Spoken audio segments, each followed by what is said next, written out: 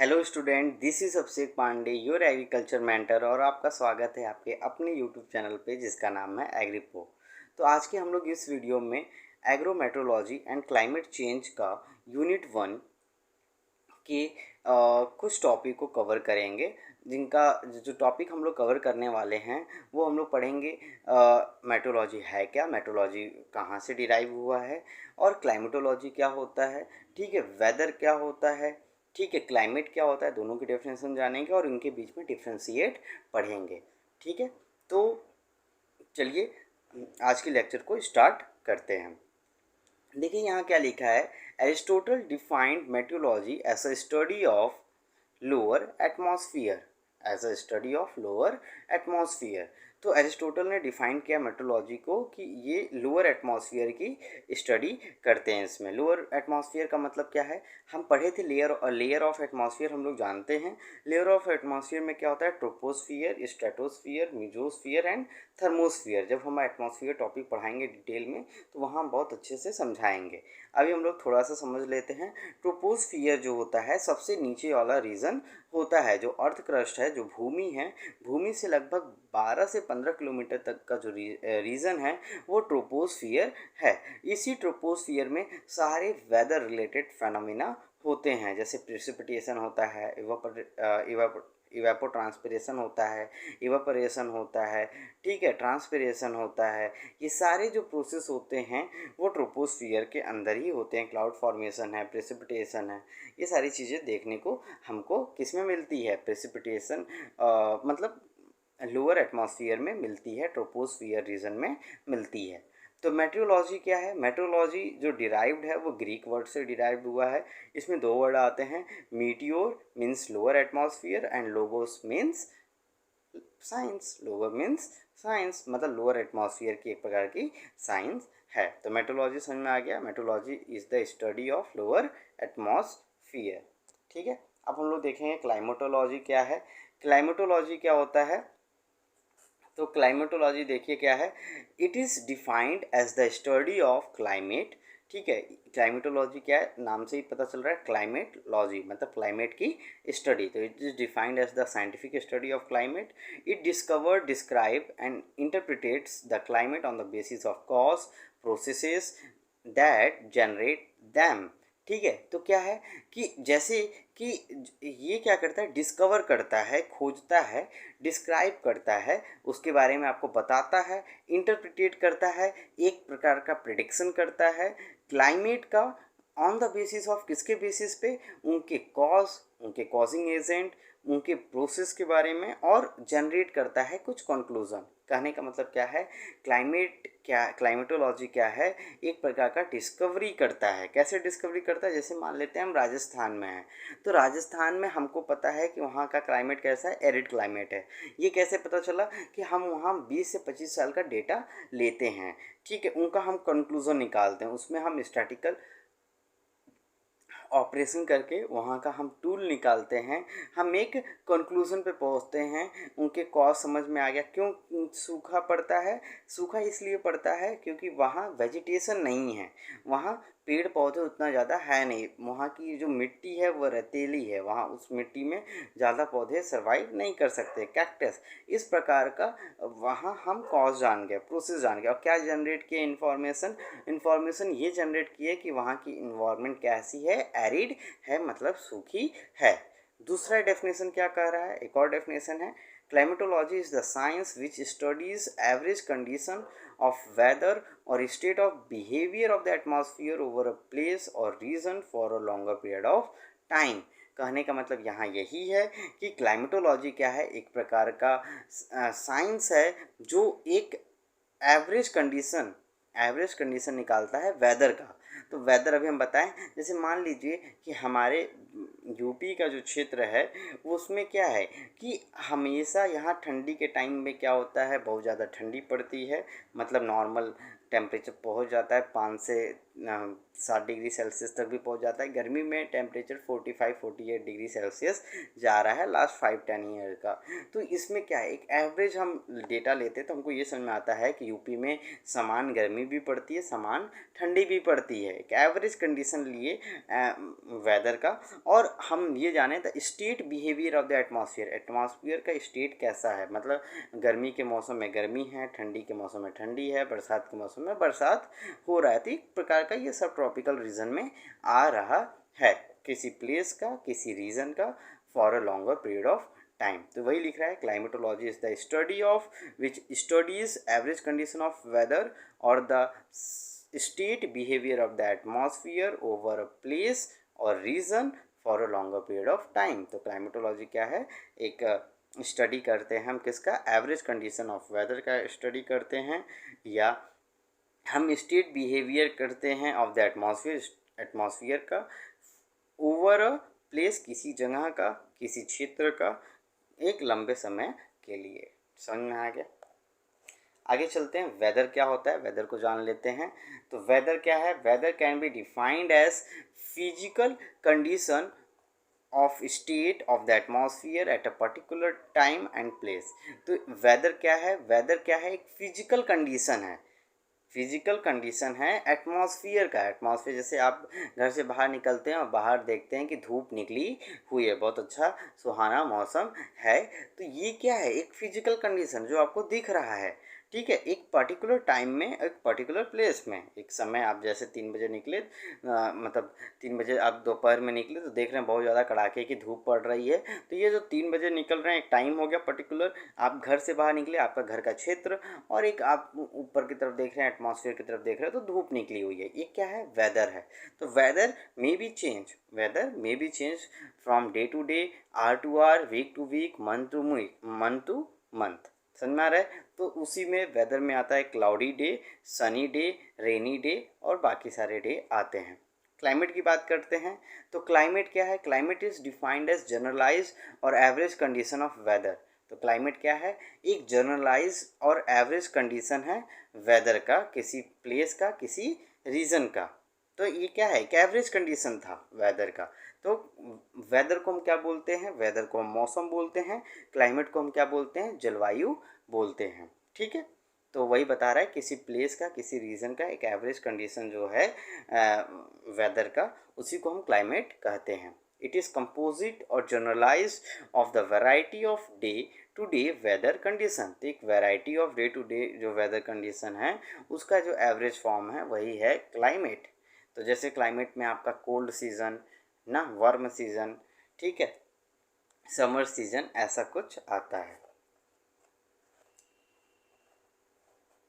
Now moving to the next slide.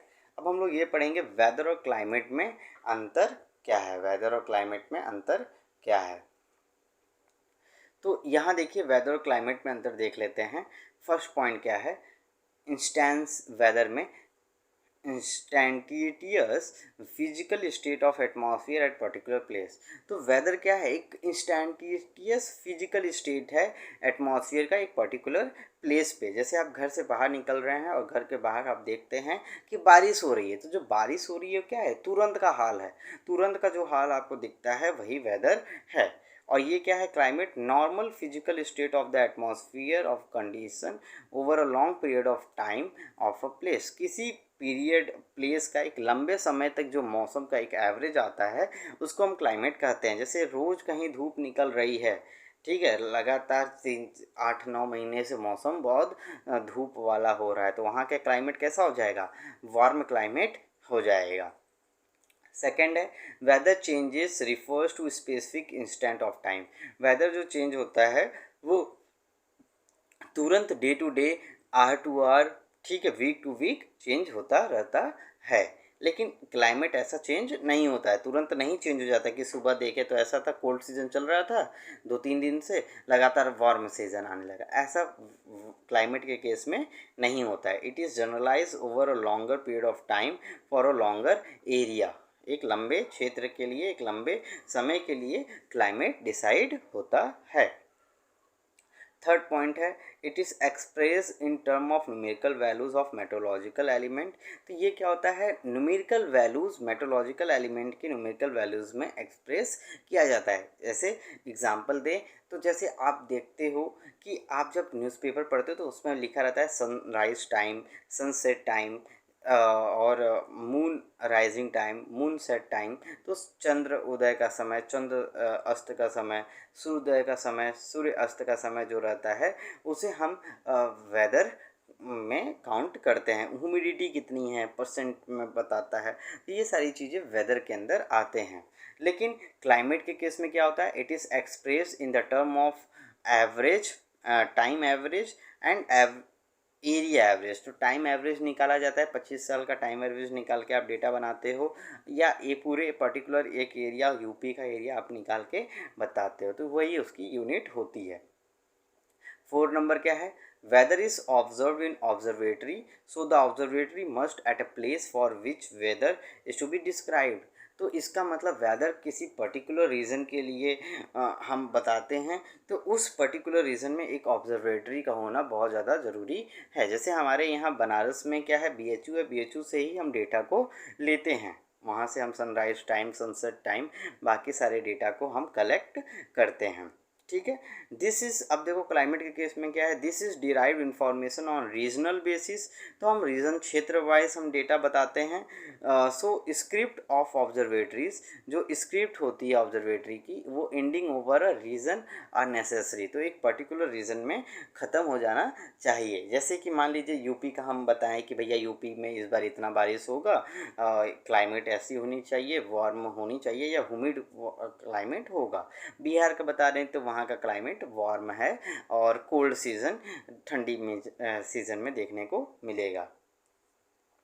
Fifth point देख लेते हैं, no statistical treatment is applied to the meteorological element. तो यहाँ क्या होता है, स्टैटिकल जो ट्रीटमेंट है वो हम नहीं लगाते हैं। मतलब यहाँ कोई ना एवरेज, ना मीन, ना मोड, हम कुछ स्टैंडर्ड डिविएशन कुछ नहीं निकालते हैं। ठीक है, क्योंकि ये तुरंत इंस्टेंट रिजल्ट देता है, तो यहाँ कोई कैलकुलेशन करने की ज़रूरत नहीं पड़ती है। ठीक है, नो ऑब्जर्वेशन आर यूज। ठीक है, क्योंकि यहाँ लगातार चेंजेस, ड्रास्टिकली चेंजेस देखने को मिलते हैं। लेकिन अगर यही बात हम करें क्लाइमेट में, तो क्लाइमेट में क्या होता है कि application of statical method over a longer period of time, it is more or less stable with a few random changes. तो अगर हम थोड़ा सा चेंजेस भी करते हैं तो ज़्यादा चेंज देखने को नहीं मिलेगा, और यहाँ हम स्टैटिकल एप्लीकेशन को हम यूज़ कर पाते हैं। मतलब यहाँ एवरेज निकालते हैं, मीन निकालते हैं, मोड निकालते हैं, स्टैंडर्ड डिविएशन निकालते हैं, ये सारी चीज़ें हम बताते हैं। ठीक है, hello student, this is Abhishek Pandey, your agriculture mentor, और आपका स्वागत है आपके अपने यूट्यूब चैनल पे जिसका नाम है एग्रीपो। तो आज के हम लोग इस वीडियो में एग्रोमेट्रोलॉजी एंड क्लाइमेट चेंज का यूनिट 1 के कुछ टॉपिक को कवर करेंगे, जिनका जो टॉपिक हम लोग कवर करने वाले हैं वो हम लोग पढ़ेंगे मेट्रोलॉजी है क्या, मेट्रोलॉजी कहाँ से डिराइव हुआ है, और क्लाइमेटोलॉजी क्या होता है। ठीक है, वेदर क्या होता है, ठीक है, क्लाइमेट क्या होता है, दोनों की डेफिनेशन जानेंगे और इनके बीच में डिफ्रेंशिएट पढ़ेंगे। ठीक है, तो चलिए आज के लेक्चर को स्टार्ट करते हैं। देखिए यहाँ क्या लिखा है, Aristotle defined meteorology as a study of lower atmosphere, as a study of lower atmosphere. तो एरिस्टोटल ने डिफाइन किया मेट्रोलॉजी को कि ये लोअर एटमॉस्फेयर की स्टडी करते हैं। इसमें लोअर एटमॉस्फेयर का मतलब क्या है, हम पढ़े थे लेयर ऑफ एटमॉस्फेयर, हम लोग जानते हैं। लेयर ऑफ एटमॉस्फेयर में क्या होता है, troposphere, stratosphere, mesosphere and thermosphere. जब हम एटमॉस्फेयर टॉपिक पढ़ाएंगे डिटेल में तो वहाँ हम बहुत अच्छे से समझाएंगे। अभी हम लोग थोड़ा सा समझ लेते हैं। ट्रोपोस्फियर जो होता है सबसे नीचे वाला रीजन होता है, जो अर्थ क्रस्ट है, जो भूमि है, भूमि से लगभग 12 से 15 किलोमीटर तक का जो रीजन है वो ट्रोपोस्फियर है। इसी ट्रोपोस्फियर में सारे वेदर रिलेटेड फेनोमेना होते हैं, जैसे प्रेसिपिटेशन होता है, इवेपो ट्रांसपिरेशन होता है, इवापोरेशन होता है, ठीक है, ट्रांसपिरेशन होता है। ये सारे जो प्रोसेस होते हैं वो ट्रोपोस्फियर के अंदर ही होते हैं। क्लाउड फॉर्मेशन है, प्रेसिपिटेशन है, ये सारी चीज़ें देखने को हमको किस में मिलती है, प्रेसिपिटेशन मतलब लोअर एटमॉस्फेयर में मिलती है, ट्रोपोस्फियर रीजन में मिलती है। तो मेट्रोलॉजी क्या है? मेट्रोलॉजी जो डिराइव्ड है वो ग्रीक वर्ड से डिराइव्ड हुआ है। इसमें दो वर्ड आते हैं, meteor means lower atmosphere and logos means science. Lower means science, मतलब लोअर एटमॉस्फेयर की एक प्रकार की साइंस है। तो मेट्रोलॉजी समझ में आ गया। Metrology is the study of lower atmosphere. ठीक है, अब हम लोग देखेंगे क्लाइमेटोलॉजी क्या है। क्लाइमेटोलॉजी क्या होता है? तो क्लाइमेटोलॉजी देखिए क्या है, it is defined as the study of climate. ठीक है, क्लाइमेटोलॉजी क्या है, नाम से ही पता चल रहा है, क्लाइमेट लॉजी मतलब क्लाइमेट की स्टडी। तो it is defined as the scientific study of climate. It discover, describe and interprets the climate on the basis of cause processes that generate them. ठीक है, तो क्या है कि जैसे कि ये क्या करता है, डिस्कवर करता है, खोजता है, डिस्क्राइब करता है, उसके बारे में आपको बताता है, इंटरप्रिटेट करता है, एक प्रकार का प्रिडिक्शन करता है क्लाइमेट का ऑन द बेसिस ऑफ, किसके बेसिस पे, उनके कॉज, उनके कॉजिंग एजेंट, उनके प्रोसेस के बारे में, और जनरेट करता है कुछ कंक्लूजन। कहने का मतलब क्या है, क्लाइमेट क्या, क्लाइमेटोलॉजी क्या है, एक प्रकार का डिस्कवरी करता है। कैसे डिस्कवरी करता है? जैसे मान लेते हैं हम राजस्थान में हैं, तो राजस्थान में हमको पता है कि वहाँ का क्लाइमेट कैसा है, एरिड क्लाइमेट है। ये कैसे पता चला? कि हम वहाँ 20 से 25 साल का डेटा लेते हैं। ठीक है, उनका हम कंक्लूजन निकालते हैं, उसमें हम स्टैटिकल ऑपरेशन करके वहाँ का हम टूल निकालते हैं, हम एक कंक्लूजन पे पहुँचते हैं, उनके कॉज समझ में आ गया। क्यों सूखा पड़ता है? सूखा इसलिए पड़ता है क्योंकि वहाँ वेजिटेशन नहीं है, वहाँ पेड़ पौधे उतना ज़्यादा है नहीं, वहाँ की जो मिट्टी है वो रेतीली है, वहाँ उस मिट्टी में ज़्यादा पौधे सर्वाइव नहीं कर सकते, कैक्टस। इस प्रकार का वहाँ हम कॉज जान गए, प्रोसेस जान गए, और क्या जनरेट किए, इन्फॉर्मेशन ये जनरेट किए कि वहाँ की इन्वायरमेंट कैसी है, एरिड है मतलब सूखी है। दूसरा डेफिनेशन क्या कह रहा है, एक और डेफिनेशन है, climatology is the science which studies average condition of weather or state of behavior of the atmosphere over a place or region for a longer period of time। कहने का मतलब यहाँ यही है कि क्लाइमेटोलॉजी क्या है, एक प्रकार का साइंस है जो एक एवरेज कंडीशन निकालता है वेदर का। तो वेदर अभी हम बताएं, जैसे मान लीजिए कि हमारे यूपी का जो क्षेत्र है उसमें क्या है कि हमेशा यहाँ ठंडी के टाइम में क्या होता है, बहुत ज़्यादा ठंडी पड़ती है, मतलब नॉर्मल टेम्परेचर पहुँच जाता है 5 से 7 डिग्री सेल्सियस तक भी पहुँच जाता है। गर्मी में टेम्परेचर 45-48 डिग्री सेल्सियस जा रहा है लास्ट 5-10 ईयर का।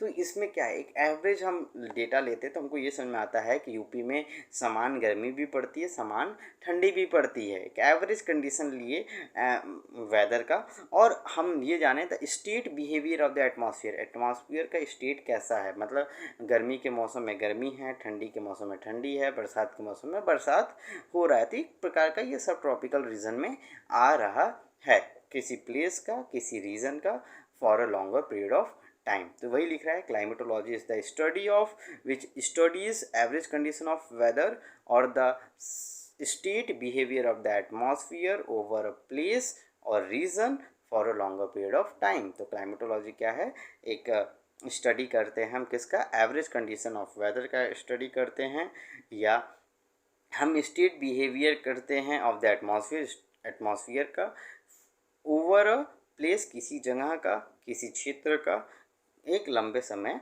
के लिए। समझ में आ गया? आगे चलते हैं, वेदर क्या होता है, वेदर को जान लेते हैं। तो वेदर क्या है, weather can be defined as physical condition of state of the atmosphere at a particular time and place.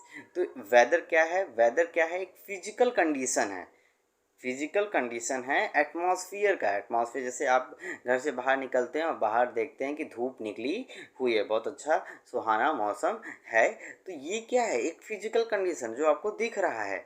ठीक है, एक पर्टिकुलर टाइम में, एक पर्टिकुलर प्लेस में, एक समय आप जैसे 3 बजे निकले, मतलब 3 बजे आप दोपहर में निकले तो देख रहे हैं बहुत ज़्यादा कड़ाके की धूप पड़ रही है, तो ये जो 3 बजे निकल रहे हैं एक टाइम हो गया पर्टिकुलर, आप घर से बाहर निकले, आपका घर का क्षेत्र, और एक आप ऊपर की तरफ देख रहे हैं, एटमॉस्फेयर की तरफ देख रहे हैं, तो धूप निकली हुई है, ये क्या है, वेदर है। तो weather may be change from day to day, hour to hour, week to week, month to month. समझ में आ रहा है। तो उसी में वेदर में आता है cloudy day, sunny day, rainy day और बाकी सारे डे आते हैं।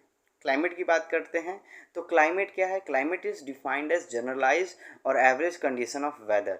तो क्लाइमेट क्या है? एक जनरलाइज और एवरेज कंडीशन है वेदर का, किसी प्लेस का, किसी रीजन का।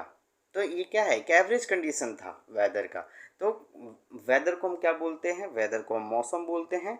क्लाइमेट को हम क्या बोलते हैं? जलवायु बोलते हैं। ठीक है, तो वही बता रहा है किसी प्लेस का, किसी रीजन का एक एवरेज कंडीशन जो है वेदर का, उसी को हम क्लाइमेट कहते हैं। इट इज़ कंपोजिट और generalize of the variety of day to day weather condition. तो एक variety of day to day जो वेदर कंडीशन है उसका जो एवरेज फॉर्म है वही है क्लाइमेट। तो जैसे क्लाइमेट में आपका कोल्ड सीज़न ना, वार्म सीज़न, ठीक है, समर सीज़न, ऐसा कुछ आता है। Now moving to the next slide. अब हम लोग ये पढ़ेंगे वेदर और क्लाइमेट में अंतर क्या है। वेदर और क्लाइमेट में अंतर क्या है? तो यहाँ देखिए वेदर और क्लाइमेट में अंतर देख लेते हैं। फर्स्ट पॉइंट क्या है? इंस्टेंस वेदर में instantaneous physical state of atmosphere at particular place. तो वेदर क्या है? एक इंस्टेंटेनियस फिजिकल स्टेट है एटमॉस्फेयर का एक पर्टिकुलर प्लेस पे। जैसे आप घर से बाहर निकल रहे हैं और घर के बाहर आप देखते हैं कि बारिश हो रही है, तो जो बारिश हो रही है क्या है? तुरंत का हाल है। तुरंत का जो हाल आपको दिखता है वही वेदर है। और ये क्या है? Climate normal physical state of the atmosphere of condition over a long period of time of a place. किसी पीरियड प्लेस का एक लंबे समय तक जो मौसम का एक एवरेज आता है उसको हम क्लाइमेट कहते हैं। जैसे रोज़ कहीं धूप निकल रही है, ठीक है, लगातार 8-9 महीने से मौसम बहुत धूप वाला हो रहा है, तो वहाँ का क्लाइमेट कैसा हो जाएगा? वार्म क्लाइमेट हो जाएगा। सेकेंड है weather changes refers to specific instant of time. Weather जो चेंज होता है वो तुरंत day to day, hour to hour, ठीक है, वीक टू वीक चेंज होता रहता है। लेकिन क्लाइमेट ऐसा चेंज नहीं होता है, तुरंत नहीं चेंज हो जाता कि सुबह देखे तो ऐसा था कोल्ड सीजन चल रहा था 2-3 दिन से, लगातार वार्म सीजन आने लगा, ऐसा क्लाइमेट के केस में नहीं होता है। It is generalize over a longer period of time for a longer area. एक लंबे क्षेत्र के लिए, एक लंबे समय के लिए क्लाइमेट डिसाइड होता है। थर्ड पॉइंट है it is express in term of numerical values of meteorological element.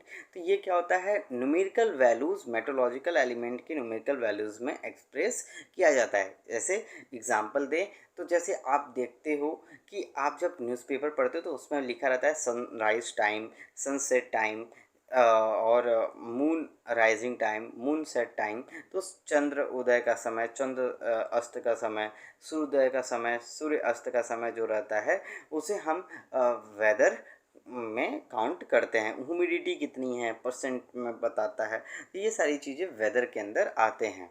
लेकिन क्लाइमेट के केस में क्या होता है? It is express in the term of average, time average and area average. तो टाइम एवरेज निकाला जाता है, 25 साल का टाइम एवरेज निकाल के आप डेटा बनाते हो, या ये पूरे पर्टिकुलर एक एरिया, यूपी का एरिया आप निकाल के बताते हो, तो वही उसकी यूनिट होती है।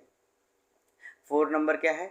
Weather is observe in observatory, so the observatory must at a place for which weather is to be described.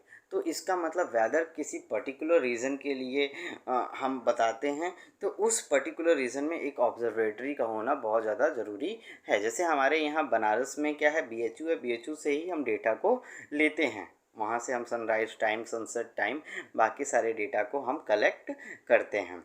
ठीक है, दिस इज़, अब देखो क्लाइमेट के केस में क्या है? This is derive information on regional basis.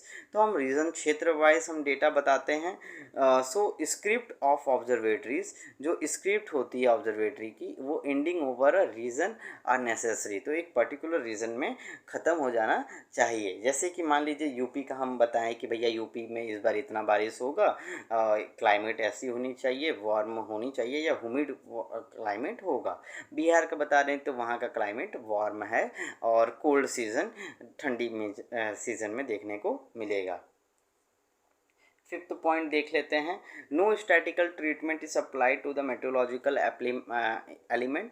तो यहाँ क्या होता है, स्टैटिकल जो ट्रीटमेंट है वो हम नहीं लगाते हैं, मतलब यहाँ कोई ना एवरेज ना मीन ना मोड, हम कुछ स्टैंडर्ड डिविएशन कुछ नहीं निकालते हैं, ठीक है, क्योंकि ये तुरंत इंस्टेंट रिजल्ट देता है, तो यहाँ कोई कैलकुलेशन करने की ज़रूरत नहीं पड़ती है, ठीक है। नो ऑब्जर्वेशन आर यूज, ठीक है, क्योंकि यहाँ लगातार चेंजेस, ड्रास्टिकली चेंजेस देखने को मिलते हैं।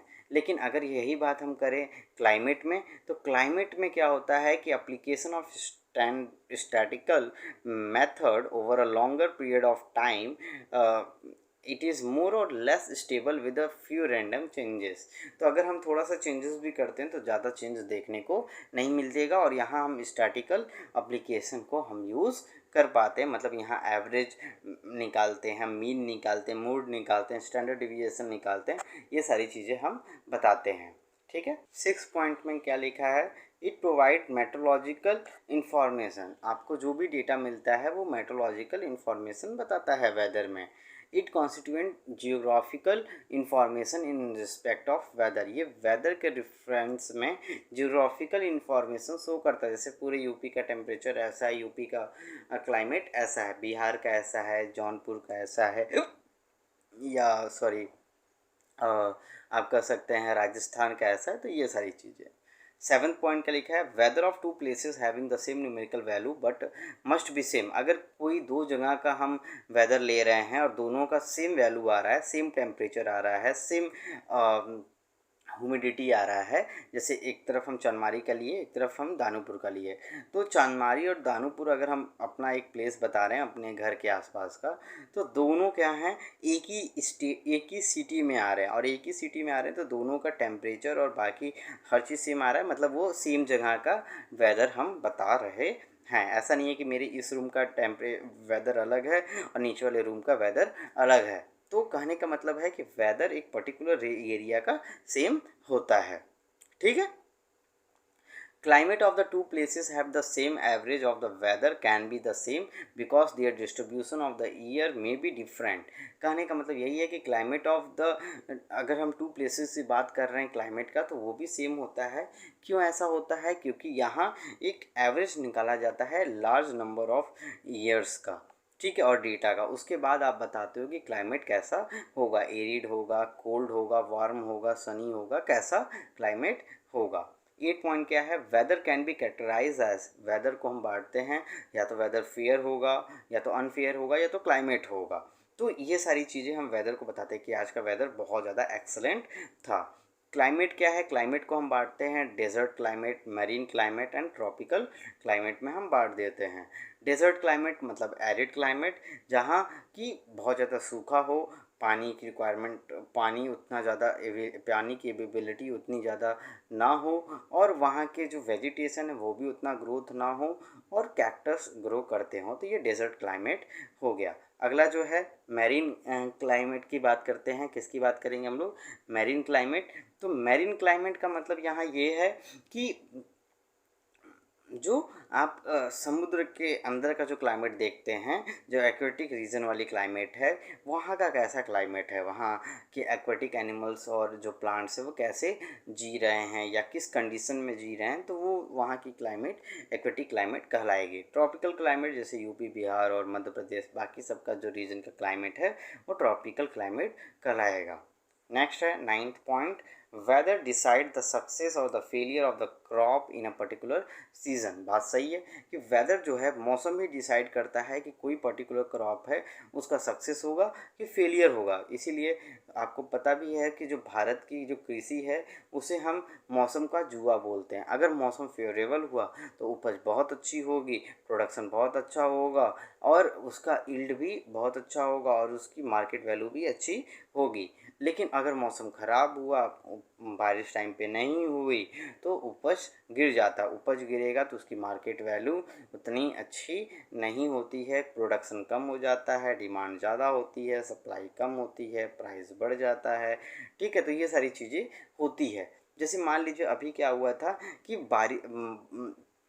गेहूं का मैच्योरिटी टाइम चल रहा था मार्च और अप्रैल का, और उसी समय बारिश हो गई, पूरी गेहूं गिर गई, बहुत बड़े खेतों में गिर गई और काली हो गई, जिसके कारण उसमें से महक आ रही थी, उसका आटा कोई खाना नहीं चाहेगा, उसकी मार्केट वैल्यू एकदम गिर गई थी। ठीक है, तो इसीलिए वेदर क्या करता है, डिसाइड करता है सक्सेस और failure rate of a crop. Climate decide the type of a crop suitable for a reason. अगर देखिए क्लाइमेट क्या बताता है कि वहाँ कौन सी फसल आपको बोनी चाहिए। जैसे आप मान लीजिए हिमालयाज रीजन पे रह रहे हैं, वो जो है टेम्परेट क्लाइमेट है, तो टेम्परेट क्लाइमेट में आप ठंडी ठंडी वाली फसलें बोएंगे जिसका टेम्परेचर की रिक्वायरमेंट बहुत कम हो और वहाँ फ्लावरिंग फ्रूटिंग जल्दी हो जाए। आप ऐसा नहीं फसल बोएंगे वहाँ कि उसको बहुत ज़्यादा गर्म वातावरण की ज़रूरत हो। तो वही बता रहे हैं कि क्लाइमेट से ये पता चलता है कि हमको किस रीजन में कौन सी क्रॉप उगानी है, और प्लांट ब्रीडर हमको ये डिसाइड करते हैं कि उस रीजन में कौन सा बेस्ट वैरायटी